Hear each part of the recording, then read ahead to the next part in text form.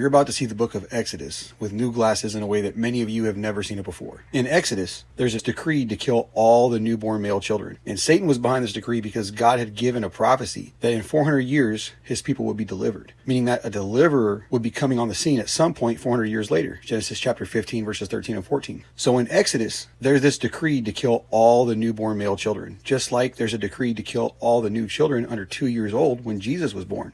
All right, Moses grows up, he kills an Egyptian, and then he goes into the wilderness for 40 years. Just as Jesus, when he grows up, goes into the wilderness for 40 days. Then Moses returns from the wilderness after 40 years to do the work of delivering his people. Just as Jesus returns after 40 days in the wilderness to do the work of delivering his people. When Moses returns from the wilderness, he begins performing miracles through the power of God, and the people begin to follow him. Just as Jesus, when he returns from the wilderness, he begins to perform miracles, and people begin to follow him. Moses' work was to set the people free from their bondage, their slavery, right? They were slaves in the land of Egypt. You follow me? They served the Egyptians. Jesus' work was to free his people from their sins. We are slaves to sin. We are servants to whom we obey. So Moses freed the people from Egypt. Jesus freed the people from sin. Do you see what Egypt represents? Now, how were the Israelites set free in Exodus? Through a Passover lamb, right? Just as it would be the blood of Christ to set people free from their sin. In Exodus chapter 20, Moses gives the commandments of God just as Jesus gave the commandments of God in his ministry. The same commandments taught in a new way. On these two commandments hang all the law and the prophets. Matthew 22:40. In Exodus chapters 1 through 20, you're seeing a foreshadowing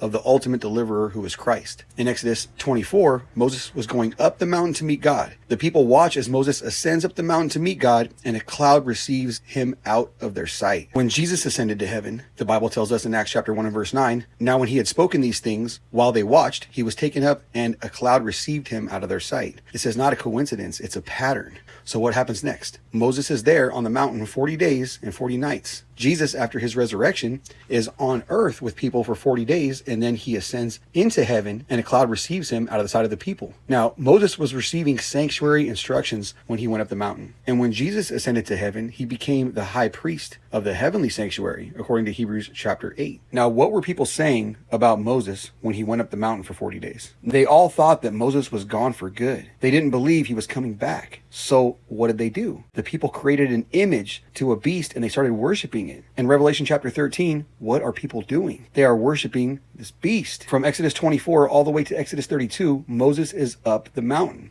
The people don't expect him to come back, and when they aren't expecting it, he returns. When nobody expected it to happen. When he returned, he asked, who is on the Lord's side? Come unto me. So the righteous went to Moses, but those who are worshiping the image of the beast did not. So what are people saying today? That Jesus is not coming back.